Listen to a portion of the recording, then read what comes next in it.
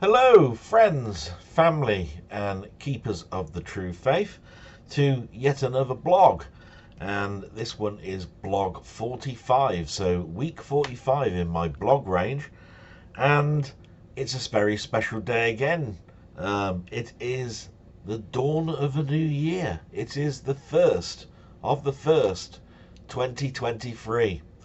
And when I was thinking about how I was going to start this, I thought to myself, what is it about this particular day, and what have I done in the past on this particular day? And it's a difficult one, because when you reach a certain age, things get a bit muddled, a bit murky, all of that sort of stuff.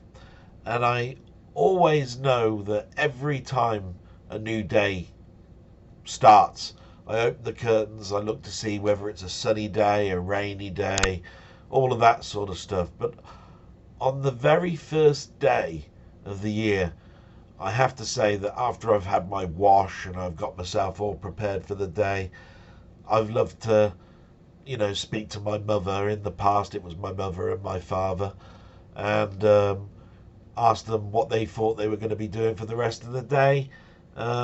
Whether there was going to be anything different for the new year, and we didn't really think that deeply about it. And I have to say, in my 20s and 30s, I did even less of that. In my 20s and 30s, I'd be going out on New Year's Eve, totally getting snozzled, absolutely paralytic, probably being sick during the night, waking up incredibly late, um, coming downstairs probably as white as a sheet, looking like death's door, um, trying to get a meal down me, and then probably watching TV and trying to get the day over, knowing that I didn't have to go to work the next day, because it would always probably, it virtually has always been a bank holiday the day after, or I'd booked it.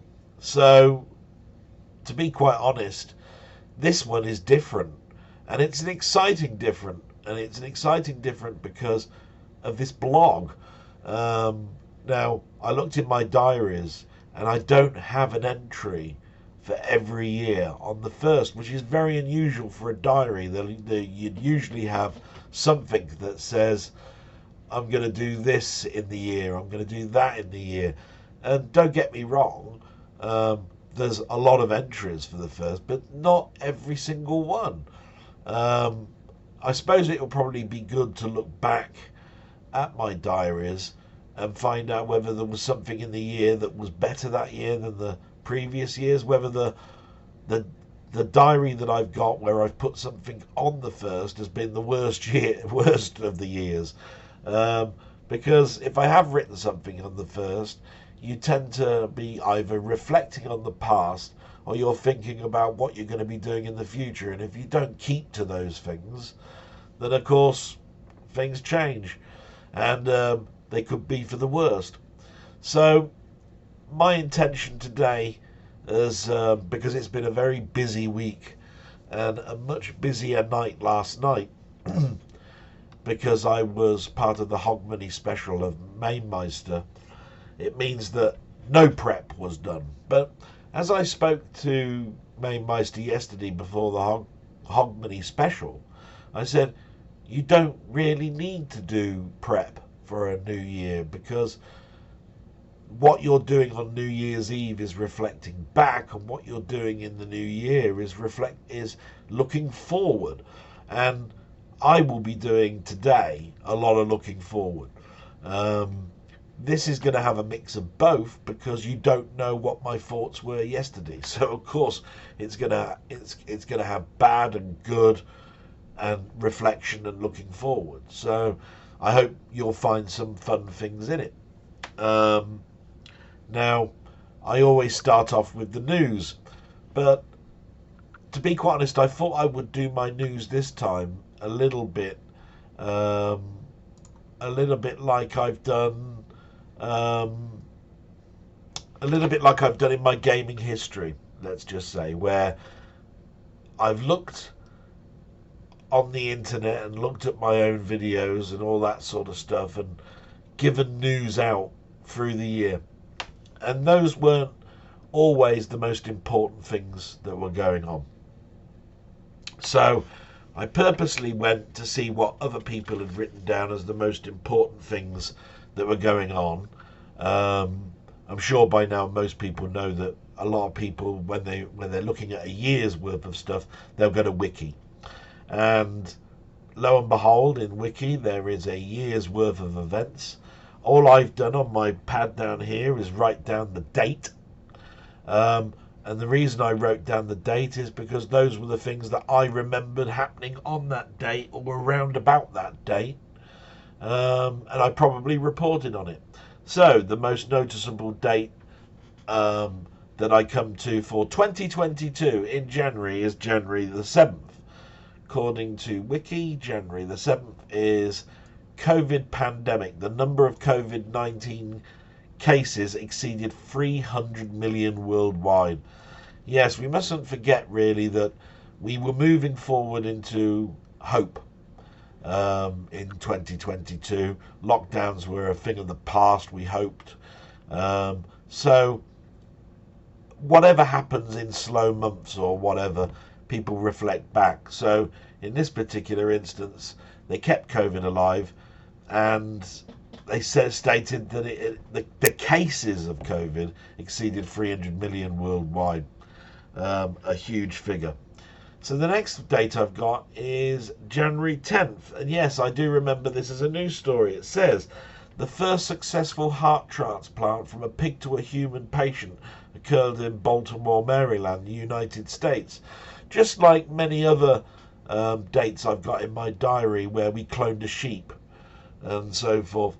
I used to write down little things like this because science has always been something that's with me, whether it's to do with NASA type science, you know, exploration, or whether it be with medical science and the things that we're moving forward to, in the hope that, you know, we will someday get a cure for cancer and so forth.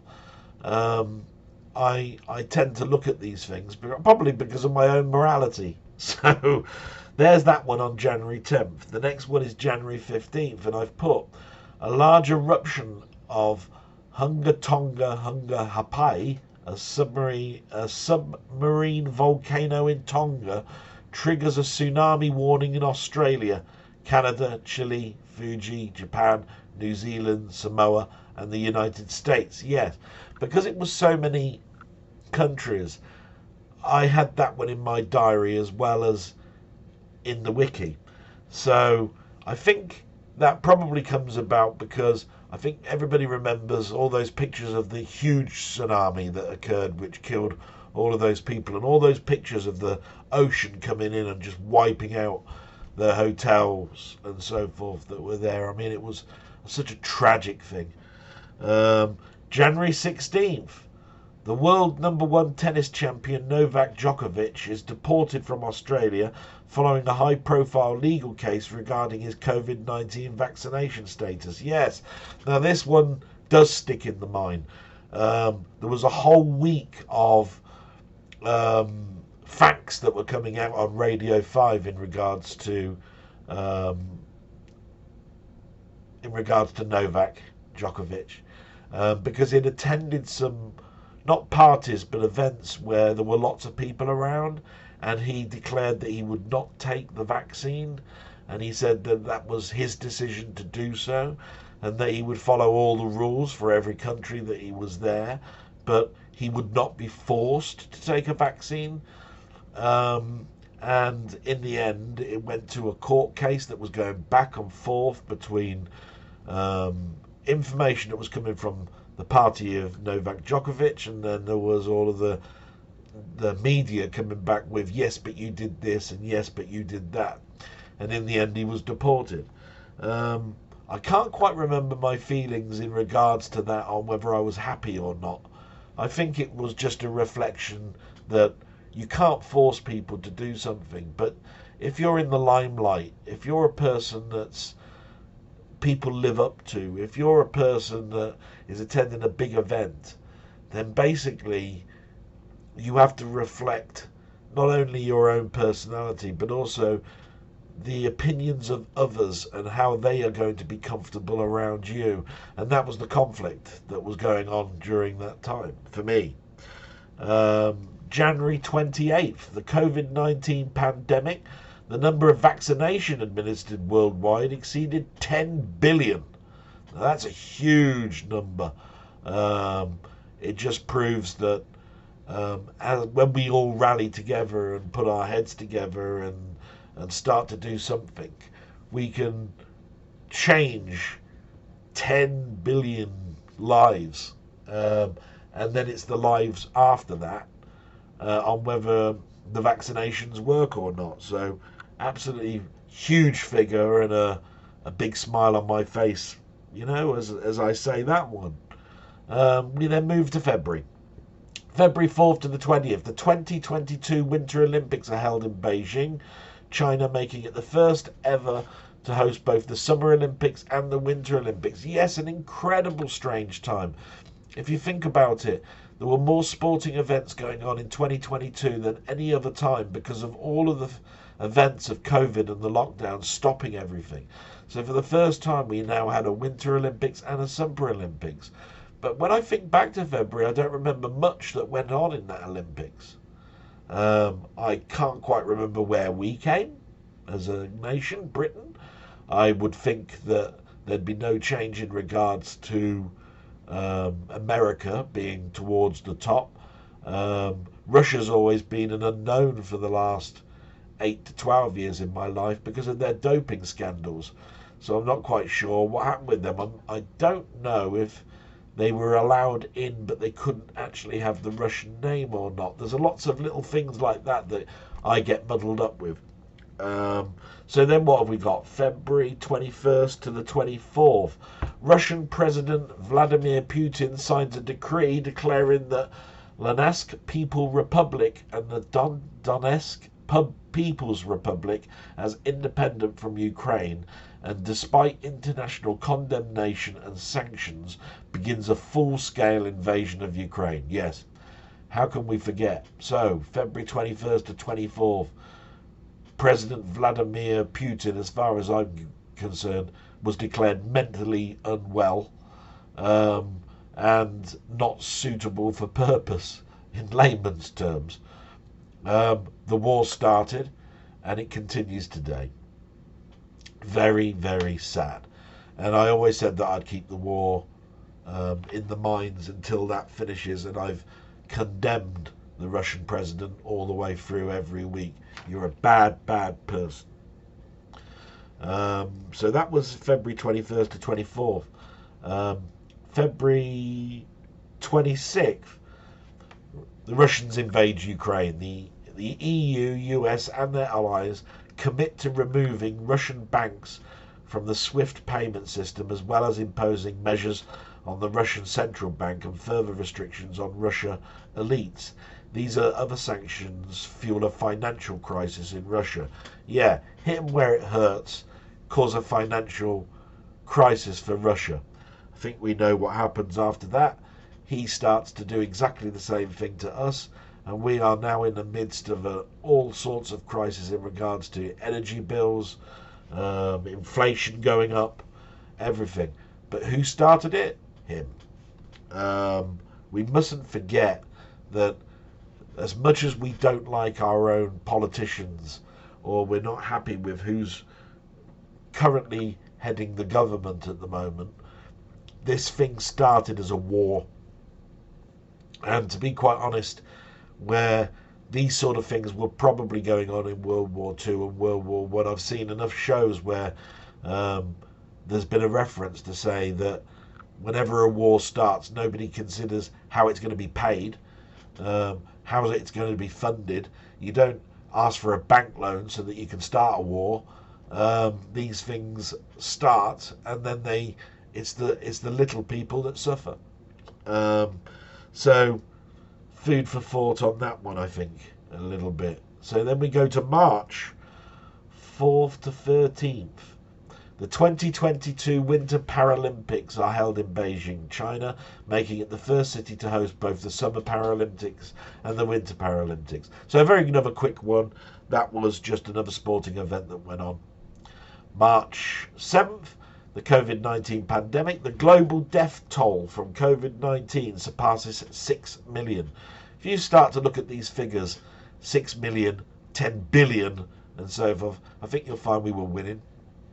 But whichever way you look at it, that global death toll, 6 million, it's 6 million that we'll never forget. We'll never forget those people. And of course, my granddad was one of those. So, you know, March 8th, the day after, the US and the UK announce a ban on Russian oil, while the EU announces a 2/3 reduction in its demand for Russian gas. So already we can see what I was talking about with the energy crisis, where we were starting to use a grip hold of how we were going to end this war quickly, which has backlashed into the energy crisis that we've got now. We move all the way past April to May. I didn't see anything in April that really took me aback and go, oh, yes, I must remember that. So May 6th, yes, the word monkeypox. I think a lot of people will probably remember it. So 2022 monkeypox outbreak. An outbreak of monkeypox begins when the first monkeypox virus case is reported in London. So it happened in London, and that's another reason why I sort of like remember it. Yes, wasn't that where people were showing pictures of boils on their hands and all sorts of stuff? It sort of fizzled out. It didn't really grip. It wasn't considered a pandemic, and it was more an outbreak. And I remember when I saw it that it took me back to the film Outbreak. I don't know if anybody's seen that with Mr. Hoffman, about a monkey that starts an outbreak in America, and they tried to hone it all in. And they were even going to blow up the starter town where it first came into. Yeah, I remember that. May 10th to 14th, I've got next. The Eurovision Song Contest. Yes, of course. It was held in Turin, Italy. The contest is won by the Ukrainian folk rap group Kalush Orchestra and their song Stefania. Now, everybody was expecting that to happen. I don't think anybody expected the next thing to happen, which is you can't hold the contest next year because you've got a war on.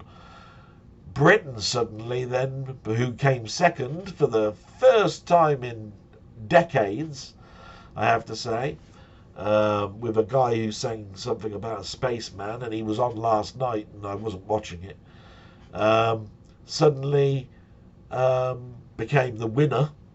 I don't count him as the winner, but I do count it as common sense that you can't hold an event as big as the Eurovision Song Contest in Ukraine. So the next country gets it, the UK. So I'll always think of that event being won by Ukraine, even though it would be very political and everybody wanted to just show their support for the Ukraine, even though it wasn't about the song. Wasn't about the song, which makes the whole thing redundant. So I look at it from two tiers, and those were my two tiers that I looked at that from. So then we moved to June 22nd. See, I'm skipping quite big bits here. An earthquake measuring a monumental magnitude of 6.2 strikes the Durland line between Afghanistan and Pakistan, killing 1,163 people. Now, that filled the news for one whole day, and then the reason I wrote it down was I don't remember anything afterwards. I don't remember seeing the pictures afterwards on the news. You know, usually when there's a devastation, you know, something like the hurricanes that hit New Orleans or something, you'll see the lives and how much it's destroyed people, and the president then going to look at the devastation and saying that he's going to rebuild and make it better and all of this sort of stuff. Don't remember any of that. For that particular thing. On July 6th to the 31st we move to now. Yes, of course. The UEFA Women's Euro 2022 is held in England, and we as the hosts win our first major tournament since 1966. Yes, how could we forget the ladies? I think at this particular point in time, football was in a bit of a disarray because a lot of the league teams were turning around and saying that they've got so many games to fit in now that they were getting tired. I remember my mum saying prima donnas. What do they do other than run around a pitch and do what they're paid to do, and probably spend 3 days doing hard training, and the rest of the time is their own. I do have to counterbalance that with the mental side of things. It must be a lot of pressure. The stuff that's going on in the media, sometimes good, sometimes bad. But at the end of the day, my mum is really a little bit right. They're paying an awful lot of money, and if I was paid that sort of money, I'd come to expect it. As a manager, as I was, when a person came up to me and said, here's a piece of work and we need it doing by this deadline, sometimes I would use my own time to get that job done. And I didn't say, right, I want some money for doing that. You didn't think about the resources and all of these problems. What we did was we wrote a lessons learned document at the end so that we did it quicker next time and didn't fall down the same trappings. And I got a big thank you for getting the job done in the time that I was told to do it in. So, no, money, they should expect a certain amount of backlash. They should expect that they are looked upon as sometimes as prima donnas. I'm not saying all of them are. I'm just saying, there are some that I could mention. So that was July 6th. July 11th, the first operational image from the James Webb Space Telescope showing the galaxy cluster SMACS 0723 is revealed to the public. Yes, this is in my own diary because I love all this stuff about the Hubble telescope, and in particular now this one, the James Webb Space Telescope. We have to keep moving forward. We know that what we're looking at is time fleeting past. It's gone, it's come, it's gone, it's come, it's gone. It just renews. It's almost like the cells of a film, and we don't have that ability to roll it back. So when we're looking at an image, we're looking at an image of light, and that light can only go so fast. So we're seeing something from years, centuries, thousands of years in the past. And what's happening up there now happened donkeys time ago. What it looks like now, nobody knows. We haven't got that sort of technology yet. So always intrigues me whenever there's something about telescopes. July 19th, 2022 European heat waves. Yes, a series of severe heat waves from July to August hit Europe, causing at least 53,000 deaths and additionally causing major wildfires, travel disruption and record high temperatures in many countries. Lest we forget that we had these heat waves. I remember we always used to joke and say that summertime in England is like 2 weeks, and it could be any time in between April and September, but it will be just 2 weeks, and it's anybody's guess on where it will be, whether it's going to be split apart or a combined 2 weeks. And this time it was proved different. Heat waves struck, but it wasn't just striking us, it was striking all across the continent. So yes, I won't forget that in a hurry. I remember being on a couple of blogs and people saying that they were considering buying air conditioning units and all sorts of stuff. So yeah, that'll never go away. I won't forget that. I've got down here July 21st. Yes, and the reason I've written that one, the European Central Bank raises its interest rate for the first time in more than 11 years from minus 0.5 cents to 0, and then plans for further increases later in the year. Interest rates, yes, and weren't there more increments of interest rates? what I didn't understand at the time when I was listening to that is that there's a difference between savings and other interest rates that we come across. I looked at it as going, well, maybe my savings will grow this time. But of course, the stock market was very volatile this year. In fact, I won't really know quite how volatile it was until I get my statement from my building society in March, because that's when I get my year statement. And it tells me how much my money, which is slightly invested in the stock market, tells me whether I've made money or lost money. So that'll be interesting. July 28th to August 8th. So July 28th. Yes, the 2022 Commonwealth Games is held in Birmingham, England. And when I think back to that time, do you know what? I can't think much about the Commonwealth Games. What went on? Who won it? I remember bits. It's really murky because when you've had the Winter Games, the Summer Games, the Paralympic Games for both of those, the women's football, everything else, and they're all in. We're only at July, and we're now at another games, the Commonwealth ones this time.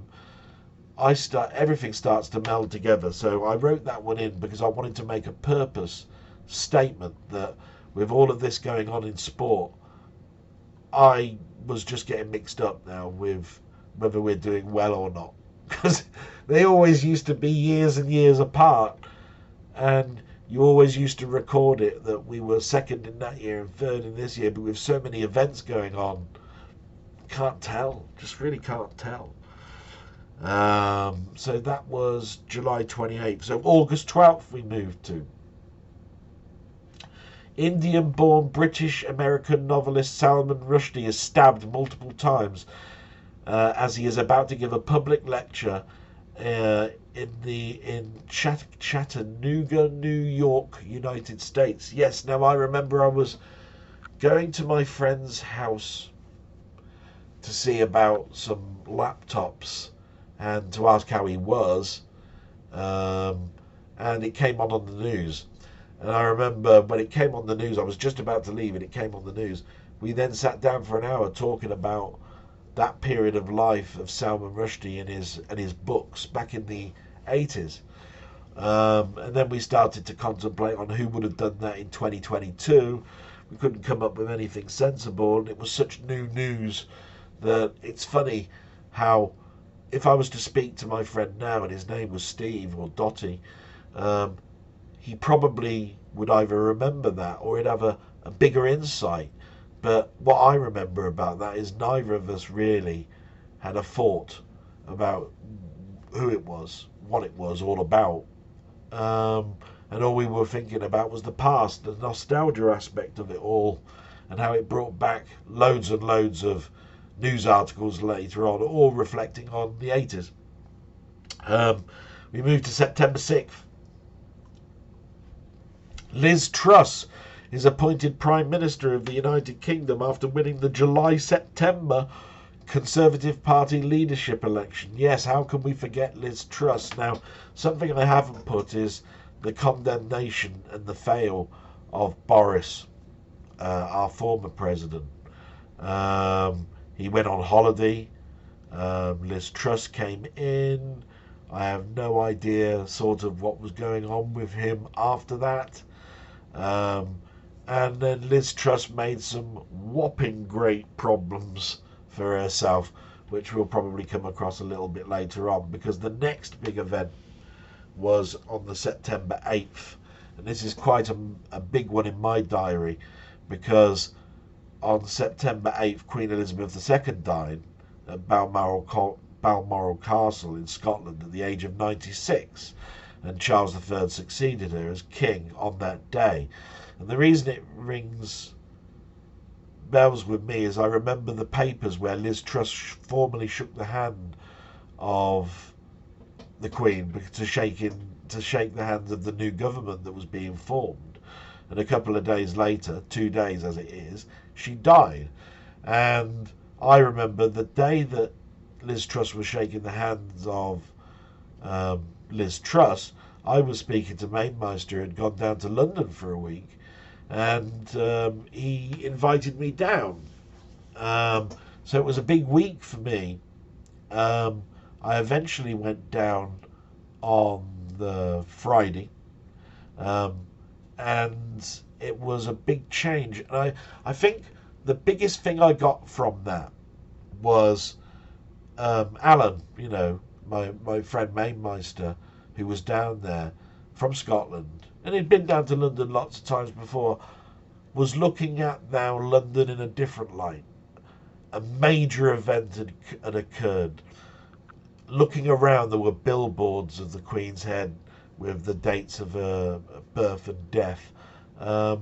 People were going about their normal life, but you could almost feel an ebb in the streets. We were walking past Tesco's and just getting the normal stuff, and because I don't know whether those places would be busy at that time or not, I was just looking at the faces mostly. I'm a very people watcher, and I was watching the faces, and some of them were sad and some of them were just very straight. There was no smiles. I didn't see anybody smiling. And I've been to London before, and it is a smiley place, but it tends to be in private, like when you go into a pub or into a coffee house or into a restaurant. And so we did all of those things, Alan and I, together on that day. And I still remember that people behind the counter weren't laughing and joking in their jobs when I pulled up a pint and we sat down looking at the window outside at the street of London near where he was living for that week. All I saw was doldrums. We didn't talk about it too much. We did our own blog that day. He mentioned all of the things that were going on that week. He'd been to the Back to the Future musical. He had been to a comedy club and met a couple of new people that asked him to sit down with them. But for me, the exciting time for me was I was getting out the house for the first time in months. And I was travelling down for the first time. I was carrying a big rucksack because whenever I'm meeting someone I've never met, I want to make it a very special time. So to me, making that day special for Alan was prime. And, I wanted to give some presents and talk about things that he might not know too much about, like camera and photography and all sorts of stuff. Music that I'd just found that I hadn't heard in a long time. Reminiscing, basically, but also looking forward. So it was an exciting time, but it was one that was very exhausting as well. I remember doing my blog, and I remember talking to you guys about the taxi ride back when I'd got home, which was atrocious. Look back at that one. So that was a very important date, September 8th. And we moved to September 19th. The state funeral of Elizabeth II is held in Westminster Abbey, London. Her coffin is then taken by procession to Windsor Castle for burial with her husband, parents and sister in the King George VI Memorial Chapel. The funeral is speculated to be the most watched television event in world history. Yes, no figures as yet. But I remember the day. I remember I was in a lot of pain because some things had gone on in my personal life. The lead up to that funeral was some of the most horriblest things I'd seen on TV. There were famous celebrities that were considered to be queue jumping. I think we know who those two are. That were all over the press. I'm sure it wasn't their best moment, and I'm sure they're going to remember it for the rest of their lives, that they are just queue jumpers. But this particular time, the following week, I went to hospital because I had chest pains, and my blood pressure had risen to such a high level that I had to take a tablet, come home and measure my blood pressure every day for such a long time, and I found that I had no one to talk to. But that's a sad point in my life. One of the biggest sad points, but we move on. I'm still around now, take it like that. September 26th is the next one. NASA's DART crashes into the asteroid Dimorpheus, I can't pronounce these things, in a first test of potential planetary defense. Yes, didn't we see that on the news? They were showing the camera angle and the asteroid coming closer and closer and closer until its inevitable death. And I remember speaking to Steve about it, and we were looking at the website on NASA of this going on. And yeah, that was interesting. And the start of things turning around to a smile again. But you can see that there are huge gaps, 19th to the 26th. And those seem like years. Days were years during that period. So as we move on, October now. October 25th. Amid a government crisis, Rishi Sunak becomes Prime Minister of the United Kingdom. Remember before I was telling you about Liz Truss? It didn't take too long, did it? We had another Prime Minister, this time in Rishi Sunak. And it was following the resignation of Liz Truss the previous week, resulting in a 50-day tenure as a Prime Minister. Hang your head in shame, I suppose, Liz. You made some drastic mistakes. There you were with your big words and your party political agenda of why you should be Prime Minister, and 50 days later you're hanging your head in shame. Good for you for trying. You did more damage than you did good. This is what I think the world will capture. We move to the last one that I've written down, which is November 15th. And all I've got written down for that is the world population reaches 8 billion. There have been other things that have happened, like the World Cup, which is November 20th. And I'm sure there is a lot of stuff that I missed. But that pretty much sums up world news. And a lot of that I remembered looking at it, and then there was a lot of it that I went, can't remember a thing about it. But I think that might have raised a little bit for you. And I'm going to have to go quickly now through the next thing, which is notable deaths. And the reason that I'm doing this notable deaths is this is the reflection side of things that were happening to me yesterday, where I'd be looking from now at the future. So this is to get it all out the way, to be quite honest. So notable deaths in 2022, we've already mentioned Queen Elizabeth II. Now here's some other ones. They'll either mean something to you or not, but this is from a site that says notable deaths. And some of the ones that I'm going to mention aren't going to be listed there, and I'll mention those at the end. So we had former Pope Benedict the 16th. He was 78. You had Dame Olivia Newton-John. Yes, I remember her death quite vividly in the news. And the next one, Ray Liotta. And everybody was talking about how much potential he had as an actor later on, and how good he was in Goodfellas and so forth. James Caan, yes, that hit me not terribly hard, but as soon as I heard that death, I watched Rollerball again. It's just one of those things. And from a TV series, I watched Alien Nation, even though he wasn't in the TV series of that. It was another noticeable film, and I wanted to watch a marathon TV session. I remember that happening. Anne Hesh died. The only thing I remember about Anne Hesh was Ellen, really, because of their bond together when they were together as partners. So I don't remember too much about her. And Kirstie Alley we've just recently lost, and we all reflected upon her work in Cheers and Star Trek Stay With Me. Sidney Poitier died as well. I do remember that being in the news, and I do remember that being quite a sad day, but he didn't really come across to me in many films as something very influential, but it did for the people that it mattered on. And he did influence cinema for a snippet of time. Dennis Waterman died, yes. Now, this was a big one, I think, for some of us that were in Discord, Mainmeister's Discord, and some of us that were writing blogs, because then all of a sudden everybody was talking about Minder, the theme tune to Minder, and everything had been in where he'd written a theme tune for it. Not much mentioned about his marriage to Rula Lenska, you know, but that was a biggie, and I started to watch Minder a little bit again. Leslie Phillips died just recently. I think the thing that reminded me about Leslie Phillips too much was actually the documentary he did a couple of years back when he was talking about Norman Wisdom. Um, the guy looks just like my uncle, Leslie Phillips. He looks like my uncle Barry. Um, I think we all know Leslie Phillips was a catchphrase actor.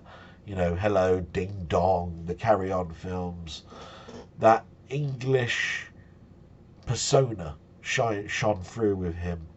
Linda Barron died. I don't remember too much about Linda Barron as a death, but I do remember her, of course, in Open All Hours. Um, you know, so I would have been reflecting on that day when it was mentioned. Peter Bowles, I remember the day that he died, yeah, because I was thinking of hospitals a lot this year and my own health, and he was in a very big hospital comedy, and he was also into The Man of Born and a number of things, and he was definitely that person that looked like Steed from the Avengers, you know, carrying a cane, the mustache, the English look, aristocratish look. So then we've got Gary Waldhorn. You wouldn't remember probably that name too much, but I was a big Vicar of Dibley fan for about 2 years, and I always liked his deadpan humour. And Dame Angela Lansbury, I think everybody wrote, well, who killed her? Because she was in Murder, She Wrote. And I remember all the jokes around it, but it wasn't a joking matter. She died with a similar person in the same, virtually in the same breath that week, and I can't remember who that was. It's bound sure to be in this obituary that's here. We had a couple of EastEnders deaths. June Brown, who played Doc Cotton, and Bill Tracher, who played Arthur Fowler, both died. I didn't watch EastEnders at all in the last 15 years, but I have watched it in the 80s and 90s. So many of the storylines that I'll remember will involve those two characters, so I have to sort of mention it. But I'm more into my comedy, so when I heard that Ruth Madoc had died from Heidi High, yes, that was one that stuck in my brain. And one that should be appreciated more than it is Jack Smethurst. Now, Jack Smethurst was in Love Thy Neighbour, which is universally, I think, condemned because of the bigotry nature of and the political correctness that we've got now. But he was in some charming other comedies. For the Love of Ada, he was in, and he was in a number of films. Most noticeably Carry On Sergeant, because I remember Carry On Sergeant because it was the first Carry On film. So yes, a very sad day. And Robbie Coltrane dying is another big one, as is Anna Karen. Anna Karen, if you don't recognise the name, is Olive on the Buses. And On the Buses is a very big thing from my childhood because of the films, the TV series. I loved all the Reg Varney stuff.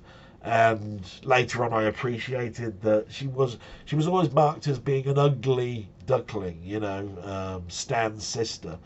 But apparently she was a model, like I say. There's a lot of things like that went on. And then, of course, we have Nichelle Nichols from Star Trek. Uhura to a lot of people. And, of course, when we heard about that, we heard a lot about the past with Luther King, how he influenced her to be the black person on an American TV series, the interracial kiss between her and Kirk, and all of the things that she's done for black people throughout the decades. We shouldn't take that away from people. that's a great thing that she did, and you know, absolutely brilliant character, and one that is sadly missed. And of course, the original Star Trek crew now is diminishing so much. Now, there's some musical people here that I don't really recognise the names too much, and that's because the deaths of them are more in a genre that I don't follow. Like, there's Loretta Lynn. Don't remember her being mentioned as a deaf at all, but that's the Queen of Country. Judith Durham, definitely recognise that one.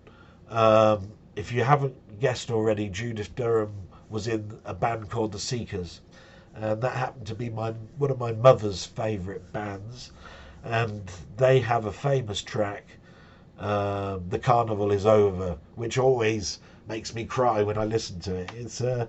It's weird, but of course they did the tune to Georgie Girl, which is the first tune that I ever heard, and of course that I remember. But my mum says the first tune that you ever heard from the Seekers was Morning Town Ride, which is a lullaby turned into a tune. You know, train whistle blowing makes a sleepy noise. You know, that apparently I wouldn't go to sleep without listening to that. Of course, Jerry Lee Lewis died just recently. We talked about him just recently. A very divided character. You can't fault, you know, how good he was, but of course the bad was in equal measure with him. We were all, and this one moved me the most, was Vangelis. I reflected heavily on Vangelis because I was a big Vangelis fan. Listening to John and Vangelis, you know, during the 80s, but even then, before then, I was watching Cosmos, and he did the music to that. And then following his career, you know, Chariots of Fire, Blade Runner, the list can go on and on and on. A great talent, definitely missed. We've got some names here that really I don't recognise too much, but Irene Cara, we definitely reflected her in my blog. Christine McAvie, we definitely miss. All of them we miss, but I missed that one because Fleetwood Mac was one of the bands that I bought albums and albums and albums for. And then, of course, we've got Monty Norman. Now, that'll probably mean nothing to you, but that's the person who did the James Bond theme. So Monty Norman sticks in my mind an awful lot because, again, the link between soundtrack and film for me. So, you know, and I think the big one for my friend Alan was Meatloaf. And of course it affected me as well. But I remember all of the talks that Alan had with Panther because of the metal nature of it all. Not totally metal, but that genre close enough to make them start reminiscing then about other people that have left or died from the metal bands. And I don't see too much more really. The rest is all politics. Gorbachev died, and I only remember him really because of the 80s space war. You know, the war, the Star Trek thing. We had the United States President Reagan and Gorbachev and the spitting image doll and all of that. That's what comes to mind when I think of Gorbachev. And then we've had a number of people that have left, that have written books and so forth. The last name that I remember that's listed on here that actually meant something to me really was Bamba Gascoigne. Yeah. Definitely watched University Challenge through the years. I was no good at it. A mesmerising person to watch. I think it's probably more to do with his hair. I think he could have actually been in Crown Court without having the wig on. You know what I mean? And I'm trying to make light of something for, you know, deaths and so forth. But there are things that mean something to me. Now, when I heard that Bernard Cribbins died, it hit me just like some of the names I'm going to mention shortly to you. Because he was in Doctor Who, he was in the Carry On films, he had his own TV show, a comedy sketch show that was almost like Monty Python. and he collaborated as well with Barry Cryer, and Barry Cryer died this year. And all of those people have backwardly shaped some of my watching. But I want to end with a couple of personal ones. And we've had just recently Archer McLean die, which I haven't done my own thing about, and I'll say it now, that for a person that output far is less than a lot of others, his footprint that he's left behind is incredibly large. It's almost like you could call him Bigfoot, right? He didn't do too many genres. He did a shoot 'em up, a beat 'em up, and a couple of sports games. But what he did do was shape those. He left his mark and said, right, done that, move on. You know, he didn't need to do, just because he did a horizontal shoot 'em up, he didn't find the need that I'll do a vertical one now. You know, it wasn't that type of coder. I look at his death as a missed opportunity for me to meet him, because so many of mine have reflected that they've met him, spoke to him, nice guy, tales about all of that, and I never did. So, to me, I don't know whether I'm in a worse state or than my friends that did meet him, because at least they got to meet him. They got to know the man. You know, not know the man, but they got to talk and get whatever they needed to do in that opportunist moment. That opportunist moment's gone for me. And then, of course, there's Oliver Frey, who did the artwork for Crash and Zap and so forth. And when his death turned up, I started to look back at some of my old magazines and started to read some of the stuff that he did outside of that. You know, he did a couple of comics and covers and posters and all sorts of stuff. And a guy that sadly missed it. And that basically comes to the end of reflection. We're now sort of like going to move into another area. Okay. We'll talk about the shout outs, I think, now. I think that's a good place. So the shout outs I've got are for these people have left a comment and asked a question. LFC Gamer, Milfy Swimbuckle, Denny, Martroid, Lord Earl, Rocket Bunny, Wee Bob Art, Jambon, and Colin Jones.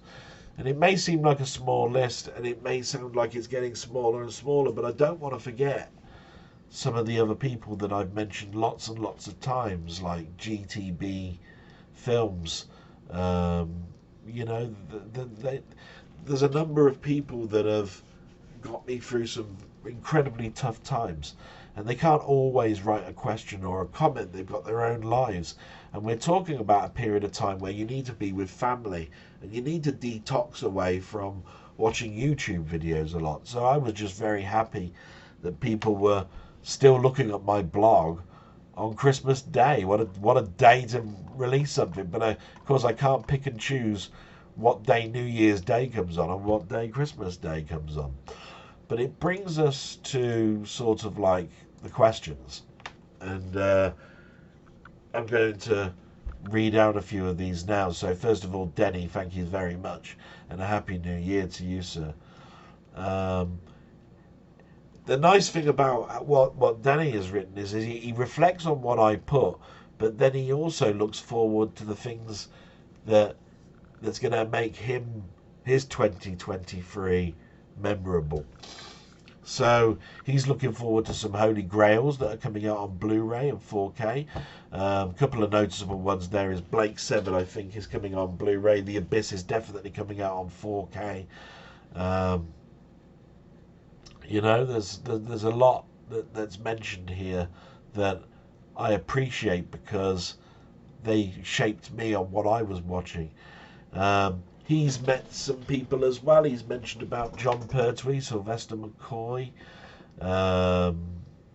You know, he's met Jimmy Cricket, Roy Walker, Windsor Davis. Do you know what I mean? It's not a competition, mate. But yeah, it's great, isn't it, when we meet some of these people, and whether it be accidentally, whether you've handed over the change because you've poured them a pint because you were working behind a bar at the time, whatever. They're highlights that stick in your brain, and they're so great. So he's got a question that I want to answer a little bit later on, but it's about the Wurzel Gummidge box set. He wanted to know what I thought about the restoration, and could they have made it better. Well, I'll tell you what, I'll do it now. This is what we're talking about. Wurzel Gummidge came out on Blu-ray. Denny and I had some little text conversations, and I even mentioned it in my blog yesterday that the character is such a childhood thing for a lot of boys and girls. And this came out at a time, let's see, what does it say? 1979 to 81. Yeah, so just at the time that it was aimed at those years of kiddies. Do you know what I mean? Young to just before teens. And I'd read a couple of books at school of Wurzel Gummidge, but I never had a thought in my head about what he looked like, because I'd seen a number of scarecrows working on a farm and they didn't look like Wurzel Gummidge. Some of them were just abstract scaring crows. Do you know what I mean? And they didn't necessarily have to look like a man either. And some of them that we'd scare away with fireworks, believe it or not. So it was nice to watch a person that I used to see as Doctor Who do another show that would become equally as memorable for me, or ended up being that way. Now, the BBC have recently tried to bring it back, and they've done it with, I think his surname's Mackenzie. He's definitely in the Detectorates. And it's a good show, but it's aimed now at what age I was back then. And I'm not that now. So the makeup looks better, the stories seem a little bit the same, probably even go a little bit deeper. But I think the thing that's missing to me is the character's Wurzel was, and how he reflected upon the children and the people around him. So the people around him in the town looked at him as a tramp, because scarecrows don't walk, so it's a tramp. The kids looked at it as a magical, funny person who had all these different heads, and each head he put on was a different persona. Brilliant for the actor. And of course then there were the lore of the scarecrows, and so they brought in an Aunt Sally, and that was the bit that definitely cemented it for me, because Una Stubbs came in, who played the doll that you just chucked Skittles at, knock it over. Aunt Sally is the game, and she was such a stuck-up prig, but common at the same time. To see her eat a cake is just not biting it and nibbling at the edges. We're talking about just stuff it in your gob and swallow. So I was most impressed with the restoration. It was done on film, so I knew it was going to be good. And some of the special features that are on there are very good. I do think it's still a little bit pricey, and I didn't like the fact that they took 2 seasons away that were done down under. I'd have liked it to have been the complete Wurzel Gummidge and not have to buy another box set if this one sells well. But some people will comment that that it's a mono soundtrack, but to me, it's the most pristine way of my memory. So I'm so glad they did it. That's all I can say about that. Milfy Swungbuckle. So that's Happy New Year to you, Danny, and I hope that answers your question. Milfy Swinbuckle has brought in a question to talk about collecting, and it was actually, I first heard this without reading this question on Mainmeister's channel for his waffle. Now, all he wanted to know was what my thoughts are on collecting and people who collect old stuff, and it went into quite a debate that I don't think I can add any more to. But just to let you know, the dictionary term of a person who collects things a collector is a person who collects things of a particular specified type, professionally or as a hobby. And I remember during those waffles that some people were classing themselves as hoarders rather than collectors. It says here a person who collects things of a specified type. If you collect computers, that's a specified type. If you collect games, you're a specified type. If you collect MP3s, it's a specified type. If you collect CDs, it's a specified type. Artwork, it goes on and on and on.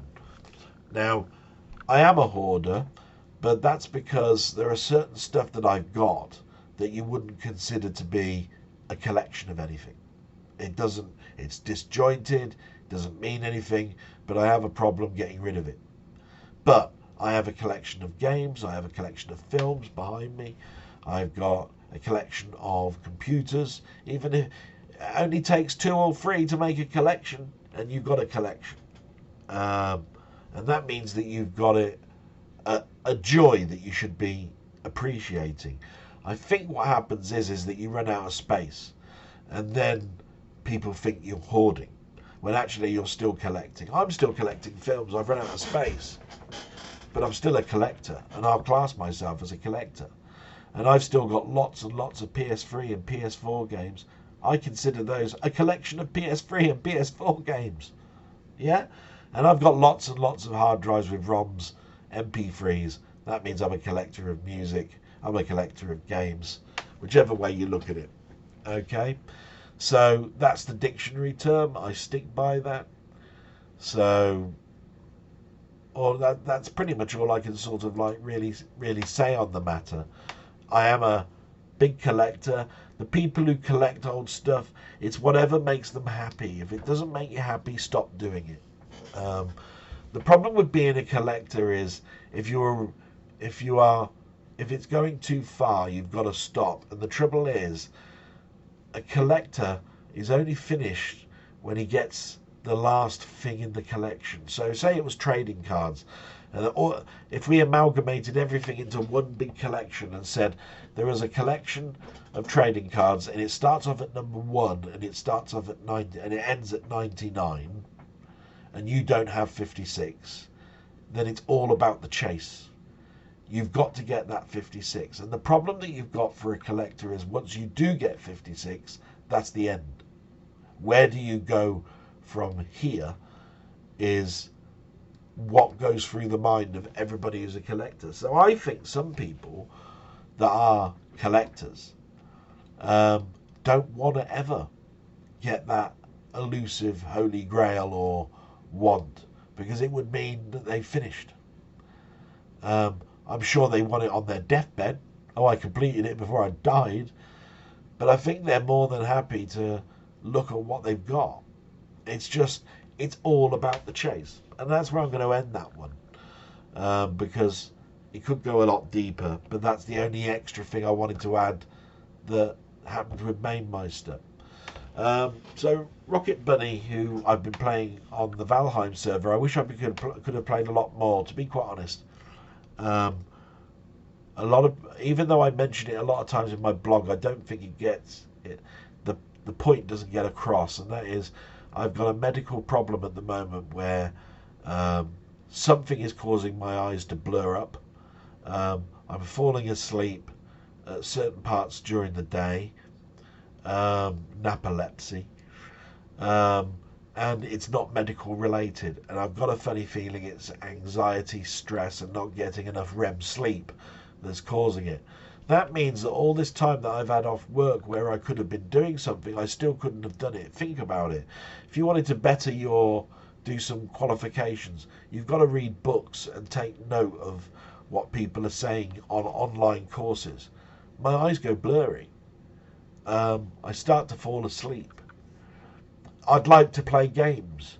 I start playing a game, my eyes start to blink, and suddenly I'm falling asleep and then waking up doing that kickback, And that's when I know that something's going on, and that's when I try and do everything I can to stay awake. I go outside, get some fresh air, jog on the spot, anything I can. But an epilepsy takes over, and I sit down in the chair and I fall asleep. And then all of a sudden, 3 hours has gone by. Horrible. One of the most horrible things that you can have. And it scares you for going back to work. But anyway, he's mentioned, you mentioned next week's video, 1st of 2023, will be a reflection he's put. And I look forward. Let me kick you off with a few light questions I'd like to hear your thoughts on. Feel free to give multiple answers if you want. I'm, of course, hoping that you will give us your thoughts on your own channel's future as well. Yes, we'll do that. So in 2022, favourite new TV series? Oh, God. Now, I did start writing down some things here. Yeah, my favourite TV series of this year is House of the Dragon. Now, that's because I was going to discuss it at the Main Meister New Year Hogmanay. The things I wrote down that influenced me this year TV-wise was House of the Dragon, Lord of the Rings, Rings of Power, Willow, This England because of the COVID reflection, and the one that I had the most joy and the one that I've watched more than twice this year is The Lazarus Project. So you could say The Lazarus Project supersedes The House of Dragon, but The House of Dragon is something that's going to continue into definitely a season 2. The Lazarus Project will got heaps of praise, but I don't know the viewing figures, so I don't know. Okay. And then he's put your favourite new game in 2022, and again it's been a year of one particular type of game that I've spent hours and hours on, and I suppose that's Vampire Survivors. So that was mentioned yesterday as well. So yeah, I can't think of anything else to put in there other than that, Vampire Survivors. I've done lots of reflection back on stuff. I'll tell you what, Melchius Mansion should get a mention now. Look for a video that I did of that. That's Attic Attack in isometric 3D that was written purposely for the Spectrum Next, but basically you can play on the PC, and it is the most lovely game if you love Attic Attack, because you've now got a modernized version that still looks like the Spectrum. Do you see what I mean? You can't ask for anything better when you keep the Spectrum look where its roots come from, but totally modernize it. I mean, there's lightning in the windows, there's thunderstorms, it just goes on and on and on. Fractalus I went back to this year. Rescue on Fractalus is a big game in my past, and they finally finished it. Not in 2022, it was in 2020, but it actually entered its version 1 cycle, which means it's now a full product. And I go back to that game probably more than any other one.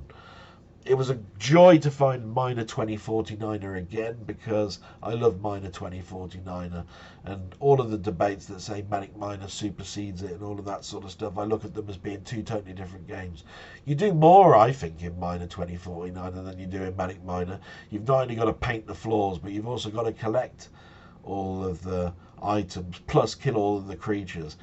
You just need to avoid them in Manic Miner, and it's got the same floors that disappear, but you know, Miner's got lift shafts and all sorts of stuff. So it's not about anyway a competition of which is better. I just play Miner 2049 and then I do Manic Miner, and I love Manic Miner. So I played a couple of games of Star Valor on in a stream. I played it offline. It's elite in 2D. I got so into it, it was great, but I didn't think it was great streaming material. But then again, I'm still feeling my way around what makes a good stream, so I'm not the best to choose on that one. And then there's a game called Tujate. Now, I mentioned this to Main Meister yesterday because I made it perfectly clear I did that video for him. It didn't probably come across in the video that it was for him, but it was, because he loves Defender. And I looked for ages and ages and ages for the most obscure Defender, but most slick version you could come across, outside of Drop Zone, The Guardian, Penetrator, and, you know, all sorts of other, you know, not Penetrator because that's scrambled, but multi, you know, horizontal shooters where you have to rescue. So I told him about it yesterday. He has downloaded it. He hasn't told me whether he's played it. It is very basic looking, but in my video I had the most enjoyment out of that game. Brilliant. So favourite, let's go through these quickly. Favourite new film, that's difficult for 2022. I think Spider-Man did come out in 2022, but I'm going to go with Maverick. I think it's the biggest of the films this year. I'm not thinking very straight about what I've bought this year. I think there was one called Last Night in Soho, which I liked. Yes, that was a great film. Yeah, I'm going to go with Last Night in Soho. Favourite new YouTube video. And I've told you I don't look out too much of my friends, but I have come across and I've become friends with a person who does 4K movies, but he was a projectionist for years, and he's got his own 8mm, 16mm and 35mm films, and has got his own projector in his house. He's recently moved. He talks about the 4K restoration process, and he talks about what he considers to be a great film or not a great film. It's called the 4K Movie Collector, I think. I'll look that up, but I have mentioned him in the past. Definitely look at the old videos I've done. Favourite new YouTube channel found. So that would be him, yeah. Definitely. It would be followed closely by my friend Denny, because he's trying to do something different. How many YouTube videos do you see out there of somebody going through a text adventure game from start to finish? And some of those text adventure games are really, really tricky, which have got mazes, and if you go wrong, you're lost. And therefore, if you make a cock up in that video, in the maze, and that's right towards the end of finishing the game, how pissed off would you be? You've got to put kudos and salute to a person that manages something like that, and the first one does have a maze, so there you go. In 2023, new games released that you're waiting for. Oh, I don't think there are. I mean, I always come forward in 2023 looking for anything that's an RTS or a space themed game, and nothing's changed there. Vampire Survivors has given me an appreciation of a great game for a cheap price, and one that actually has quite a lot of thought that's gone into it, even though it's one of the randomest games that you could probably come across. There isn't anything in Valheim for me to look forward to unless there is something beyond the Mistlands, and I'm looking forward this year to doing the Mistlands with my friend, so that's going to be great. New content you want to see for other channels? I've mentioned the ones that I think are great. Steve's Retro Gaming, Rob's Retro Gaming, Ponder. Continue watching Mainmeister. The Sid shows in Panthers are absolutely phenomenal. But new content, I think I'd like Panther to reconsider going outside of the Sid. I'm just going to have some product placement. And when it comes to Mainmeister, I just wish him well and wish that he considers possibly moving out of the 8-bit and into the 16-bit era just a little bit more. He doesn't have to go full hog, but I think he does himself a disservice. He's his own.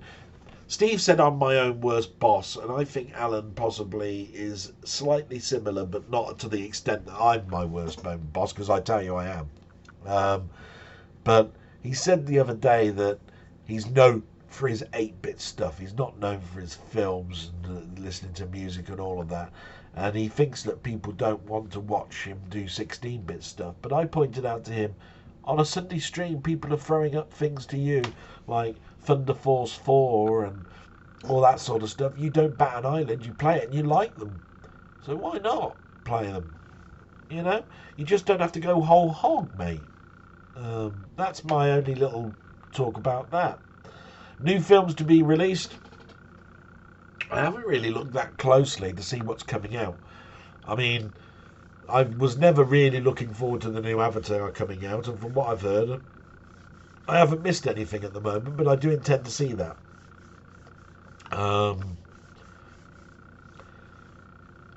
If I mean, I don't. You see, this is the thing. I'd look at from now to the first week what's coming out in 2023, and I haven't done that yet. So it's a bit of a tricky one to answer, because I'd look and see, has Martin Scorsese got a new film coming out? Has Steven Spielberg got a new film coming out? Etc. Etc. Etc. And I'd look at the big hitters, and I'd look at the big composers. Have they got a new soundtrack coming out, and so forth? And that's what makes me go, oh, there's something worth looking forward to in the future. So, other than I know that Marvel will continue to make a superhero movie and a superhero TV series on Disney, I know very little about what the big hitters are for this year. But I'm excited because it's a new film year, and every year there's been a film that's knocked me sideways. So, a new TV series on the way.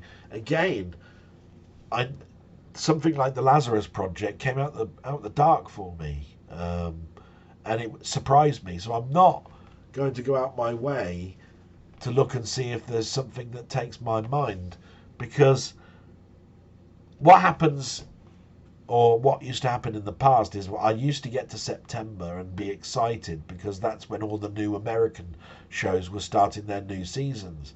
And they would say, this is the new season of this, and this is the continuation season of this, and these are series that are ending this season. And I'd go through pages and pages and pages of stuff, and half of the stuff I never watched. And we don't seem to have that same thing here. We used to. I think we used to have an autumn season, a summer season, a winter season, and a spring season for shows to start. You know, you always used to know that Doctor Who would start September, October, back in the day. You know, it would get us through those winters. Do you see what I mean? And in the summer, they would be putting the repeats of Robinson Crusoe and all of that from our childhoods, and Bagpuss and all of that sort of stuff. And in the early part of the year, there was very little. It was just continuations of what started in September. So that has to be the answer, I'm afraid, for that, Rocket. And I hope that answers your question. I really wish you a happy new year. You're a great bloke. We've been having some great chats. We're going to have many more. Take it like that. Wee Bob Art asks a very quick question for me. He used to have a fascination with images or games where you see a cross-section of the ground. For example, on the Spectrum there was a game called Wriggler. But also he loves images where you can see above the ground, and you see the grass and the dirt and perhaps some hidden rabbit or something. And he wanted to know, am I fascinated by that as well? And of course, me being an observer, I am. Because if you ever watch Police Story, half the gags are sight gags that are going on while you're supposed to be watching the hero. So he'd pan across and you'd see line drawings of dead people on the floor, but then also on the wall, and people drawing witness statements and stuff, and they'd look like Quasimodo. All of this time there's jokes being said about you. So when International Karate Plus had all of these little Pac-Man characters going across, and the water ripples in the water, and all these little worms and stuff that are going on, you started to go, I wonder what else is there that I'm missing, and you then start to take note. But we had the time back then, because say we're talking about international karate like we were just then. If you weren't playing, you were watching your mate, and sometimes you'd go, I don't want to watch my mate, I'm going to look at the background, see what I can see going on, whether there's a spider that's going to come down out the tree and then back up or something. And it turned into a game for yourself, you know, to see, oh, I didn't see that one. So, of course, yes, a huge fascination. And it's inherent in games now, secret bits, you know, or little things. I think Fire and Ice took it a bit too far on the Amiga, but it's in many, many games what you're talking about. And yes, like you, cross sections, you know, like Dig Dug, where the whole playing field is underground, but you see the top of the ground and a little house or a flower that grows. Um, it takes me to the where I was doing some 3D drawing. I was in a competition once called Design a Kitchen Competition. We had to do left view, right view, top view, um, technical drawing of tables and the kitchen layout. So of course we did cross sections, and if you're going to do a cross section of a building, sometimes you've got to do the ground, and then below the ground where the pipes are, and then you've got to go up and do what the construction is. So it's a big, huge chunk of comics as well, where you're looking for a window outwards, or you're back slightly further out and you see just to the left and right of the eyesight plus what's going out the window, and then our hero is battling something, but something's going on down underground, and the artist will have drawn a cross section to show the two battles that are going on, and it goes on and on and on. So yes, I've got a huge fascination for it, and I hope that answers that for you, wee Bob, and Happy New Year to you. Colin Jones wants, he's written a lot of stuff. Now the only thing that I will say about this though, Colin, he's got, to be fair, Twilight Zone and The Outer Limits are individual stories. These could go on forever without repetition. Yeah, I have to agree with that, because you know it's a genre of a TV series, and so therefore the essence of it is to tell a different tale. They're different tales with a twist. But I think he mentioned something that I disagreed with.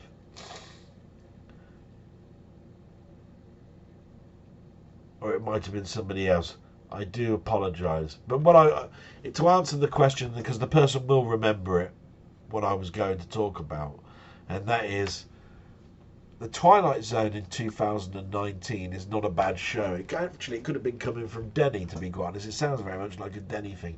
He mentioned that the Twilight Zone in the 60s is the best, and the 80s rewrite wasn't too bad, and the 2019 not so much so because of its political correctness. But I will look at it like this. The second episode I've watched of the new Twilight Zone was a remake of The Nightmare at 20,000 Feet, and it told the story in a slightly different way. The antagonist was not on the wing, you know, because there's that famous scene, you know, there's something on the wing, something on the wing, you know, William Shatner's broken speech. But in this one, it was a narration going on in his ears where he was trying to listen to an audio book, and it was telling the story of how his life was going to end on this plane, and he even mentioned all the time the flight 737, and it just goes on and on until the plane eventually crashed because he caused it to crash. And then when it crashed, the survivors came up to him, and what we think happened is they killed him. And that's an interesting take on A Nightmare on 20,000 Feet. And although it will never better the original, that one I loved. And it put so much premise, therefore, on others that I wanted to watch. So I think there's some gems, real gems in that Twilight Zone. And I disagreed, therefore, that the 2019 show is that bad. But yeah, there is some dross in there, and they do try too hard to be like the original. I hope that answers that. So, Colin, my question as the next blog is on New Year's Day. What are your hopes for the coming year, kept in a positive light? Yeah, we've come to the end. Though I always mention that from here on forward now, it's the future. And for me, the future is going to be light, I hope. Now, a lot of bad things have happened to me between Christmas and New Year. A lot of bad things happened to me when I went back to work. I go back to work now, not sure, but it will be hopefully in the first week of this week. There's a problem in the fact that I've got a chair malfunction, and we're waiting for a specialist chair to arrive at this house. And of course, we don't want me to be in pain with my sciatica and my knee. So there is a question mark. But What we do know is I will be going back, and I have been back, and the strain of what might be happening to coming up to me is partially taken away because I spent those days before Christmas going back and reading emails and getting a few things out the way. So you have to build on the positives, and the positives to me is I haven't lost my job, I've still got a wage coming in, my mum is still around, and I'm going back into a job that keeps earning me money. What I do about that job is up to me. And if they offer me training, take it. If they offer me a snippet of something of respect, take it. You don't forget what you've gone through, but you take the positives and move forward with it. And that's what I'll be doing, Colin. And that's why I bring it around to this particular episode, which is long, which I knew would be long, because the next ones are not going to be. There will be changes to this show. I will be cutting things down. Now, I'm going to be putting out a community question, I believe, because I'd like to know what you think you like about something. Now, I want you to be totally honest, shorten this down, make this bit longer, more of this, less of this. But there's certain aspects that I can't take out unless I turn this into a split, one for my home and one for you guys. I want to keep the two together. What you tell me, I recite, and therefore future people of the Del Boy family will look upon me and know what made me tick. I don't really want to do it twice. One that entertains you and one that entertains my family. You're my family. So I'd like to continue that, but I've got to cut it down. It's too long. It takes you too long to really. I'm having to rely on comments, and if there's no comments there, then it's a dead channel. This is why I'm going to try not to mention subscriber numbers, views, and all of that sort of stuff, because I'm going to go into the new year going, this is the whole point of why I'm doing it, not analytical stuff. But do remember, you write nothing, everything is on me to write about what happened this week. And if you don't spur something that's in my mind, then I've got to think of it myself and bring it out. And if you do that too many times, you'll run out of things. So that's where this channel's going. It will continue, yes.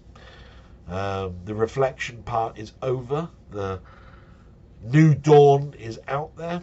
And I want to just end with a thank you for getting me through this year. You won't believe how those words that have just come out of my mouth actually mean to me. I don't think I would have got to the point of me being at this, and it doesn't look happy, but it's a happier place, if I hadn't have started doing the blog. And so therefore you've got to appreciate those people that helped you get to that point. So if you're one of those people, thank you. If you're watching it, thank you. But if you've got something you'd like to say, please write it down. And that's the end of this. So I'll try and keep it shorter from now on, because I think it's too long. And you're still going to see stuff from me in regards to games. My gaming history definitely will continue, because it's what shaped me. But there's going to be some collaborations, I hope, in the new year. I've already been thinking about doing a collaboration with someone, and he's agreed. So that's exciting stuff. And the one thing I haven't done yet, and if you haven't noticed it, although I've done a stream, I haven't done a live stream like Mainmeister's done with collaborating by interviewing someone like Panther and Mainmeister. And I always turn around and said, the very first live show that I do like that, Mainmeister would be the first one, Panther would be the second one. That's not changed. But then from then on, I'd like to continue along those veins. Just listening to me is great, but the bounce off is the fun aspect. You know, let's see if we can trip one of these guys up. That's the end, just before 1 hour 30 minutes. With that, Happy New Year, my friends. Thank you for being around me. Brilliant. Let's hope for a 2023 of many happy memories. Bye-bye.